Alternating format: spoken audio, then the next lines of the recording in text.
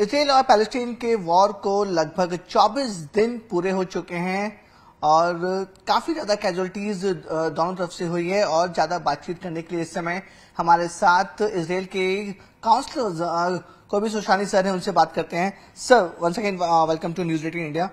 So my first question is 24th day of war. What is the current conditions of Israel? Right now, all south of Israel is clear from terrorists, and we are controlling the south part of Israel completely. Still, there is air missiles coming from Gaza once in a while, but Israeli troops already entered to Gaza Strip, starting the second phase of the war against this brutal terrorist and a war against this Hamas terror organization. So you are talking about the second phase. So second phase will be the more aggressive in the comparison of first phase. The second phase is right now, after stabilizing and be prepared and giving all the opportunities to the other side, to all the civilians especially, to go down to the south part of Gaza. We will start our ground maneuvering into Gaza in order to catch and to clear the terrorist camps, the terrorist groups and the terrorist centers.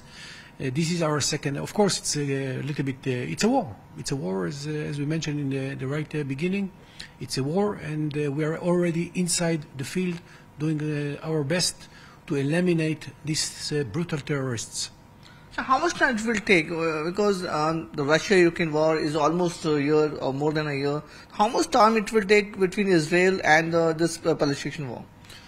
I think that our government, our Prime Minister and all the cabinet, the war cabinet that actually running the war right now, talking about a long battle. It's a long battle because to eliminate the danger to the state of Israel and what we saw in the recent weeks, what's happened when these brutal terrorists coming and touching civilians, touching kids, elderly people, women, and citizens in the south part of Israel.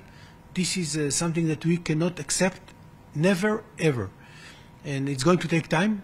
I don't know if it's going to be in the same scale, but definitely we have to reach our aim, which Hamas will not control Gaza Strip anymore. That's it. That's very, very clear. So there's a lots of attack from your side in Gaza. Some of the hospitals are also attacked. Islamic countries are saying that Israelis are attacking the civilians. Now the Western countries also saying that Israelis are attacking the civilians. First of all, we are not attacking right now any hospital. The only hospital that was attacked was by Palestinian. The jihad, the Islamic Jihad, that sent a rocket towards Israel and fell down by coincidence. It was not, by the way, it was not a big damage as they try to describe it. Definitely we are not attacking a hospital, but in the hospital, in the main hospital of Gaza, there are terrorists hiding behind the patient. And they are underground in the tunnels waiting. They know, and they said in a very clear voice that they know that Israel will not attack the hospital. That's the reason that they are going down the hospital to hide. They leave the population above and they are hiding down. This is something that it's very normal. We know this situation for many, many years. Hamas doesn't care about its own population. He cares about his own leadership and fighters. And I tell you more than that. Some of the Hamas leaders, they are not in Gaza. They are already in other countries in the world. They are hiding and leave sometimes these terrorists to be alone, and sometimes the population to be alone. But we are not attacking any. It's a lot of lies, a lot of fake news coming from Gaza. That's part of the propaganda that we are used to have. But that's it. We have to face everything. But they, as I always said, they started a war against the state of Israel, against our kids, against our children, against our wife and our families. So civilians are killing both the countries. I mean, Israel also and Gaza also.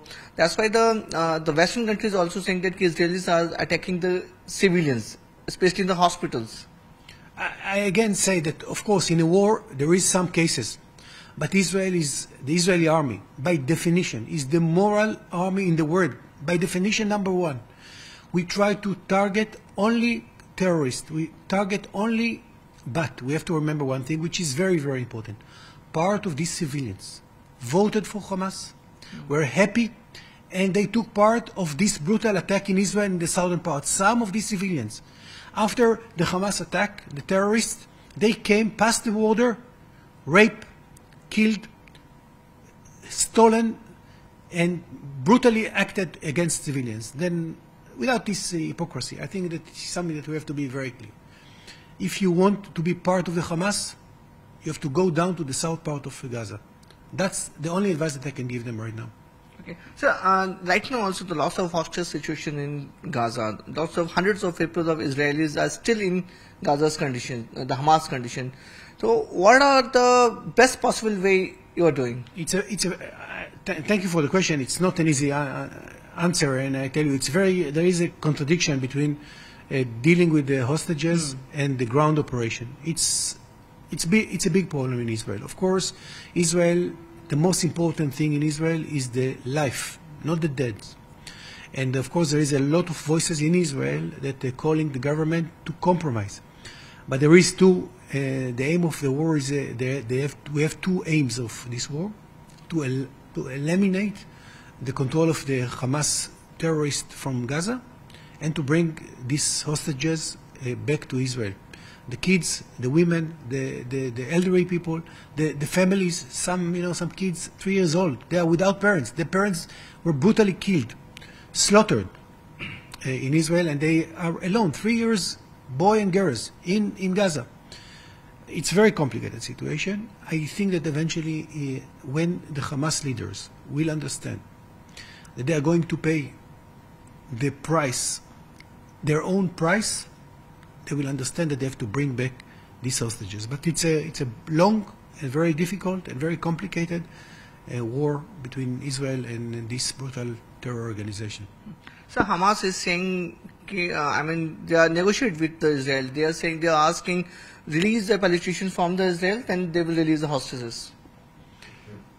When you are dealing with terrorists, when you are dealing with such organization like Hamas, and we know Hamas for many, many years, they are cynical. They want to save their life. That's it. First of all, bring back all without any condition. If they want humanitarian, if they want water, if they want other supply, they first of all bring the kids, women, and elderly people back to Israel. Afterwards, we'll negotiate about the second stage. But they don't want it. They want to play a game. This is part of their propaganda, part of their psychological war. So by any chance, Israel ready to release the Palestinians? Their demand that Israel will fulfill the Hamas demand for the Israeli citizens? First of all, I didn't hear